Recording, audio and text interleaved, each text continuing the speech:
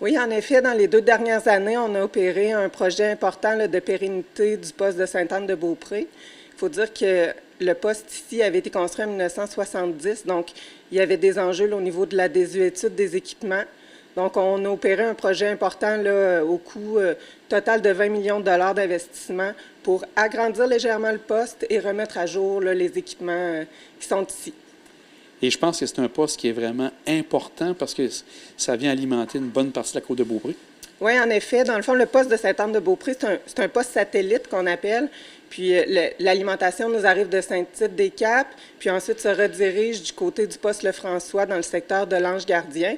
Puis c'est un poste 69-25 kV, c'est-à-dire qu'il va alimenter principalement la clientèle résidentielle de la Côte-de-Beaupré ainsi que tout le secteur de villégiature là, ici sur la Côte-de-Beaupré. Donc on s'entend que la fiabilité et la qualité du poste et de l'alimentation électrique des clients résidentiels de la Côte-de-Beaupré étaient vraiment touchés là, par ces travaux de pérennité-là. Puis on est content aujourd'hui de pouvoir dire qu'on arrive au bout des travaux, donc qu'on a sécurisé l'alimentation des clients résidentiels dans le secteur. Quand vous parlez justement d'augmentation du poste, est-ce que c'est en lien avec une augmentation de plus en plus de gens qui habitent la Côte-de-Beaupré? Certainement qu'il y a un développement économique important qui se fait, socio-économique qui se fait du côté de la Côte-de-Beaupré, puis on en a tenu compte dans les travaux. Mon collègue pourra vous expliquer un petit peu là, de quelle façon on en a tenu compte dans l'exécution de tout ça, mais certainement que le développement de la Côte-de-Beaupré a été tenu compte là, dans l'opérationnalisation et la mise en place de ces travaux-là.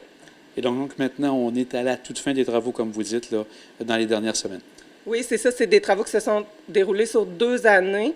Donc, c'est sûr qu'on prend place ici dans un quartier résidentiel au cœur des citoyens. Donc, les gens qui demeurent à proximité nous ont vu opérer pendant 2 ans de façon massive les travaux dans le secteur. Donc, on est bien content pour eux de leur annoncer que ça va maintenant se calmer un petit peu puis qu'ils vont pouvoir retrouver une certaine quiétude, malgré qu'on a tenu compte là, pratiquement tout le long du projet là, d'éviter de nuire le plus possible aux résidents du coin, mais certainement que on est heureux là, aujourd'hui de pouvoir annoncer que tranquillement se démobilisent nos équipes et puis que les travaux se terminent dans les prochaines journées, là, à vrai dire.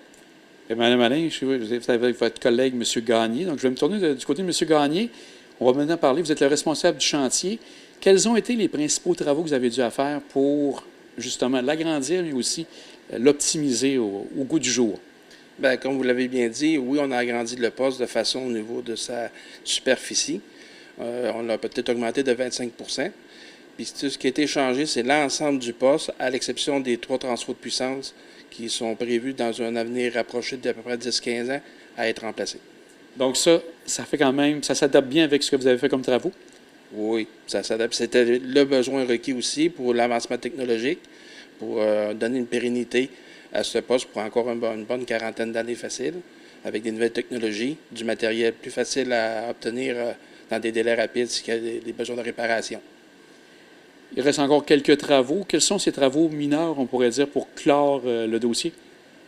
Pour cette année, pour le projet en lui-même, il reste un bâtiment multifonction qu'on appelle, qui est un peu un équivalent d'une salle de cafétéria, puis un aire de repos pour les employés quand ils vont faire les interventions dans le poste.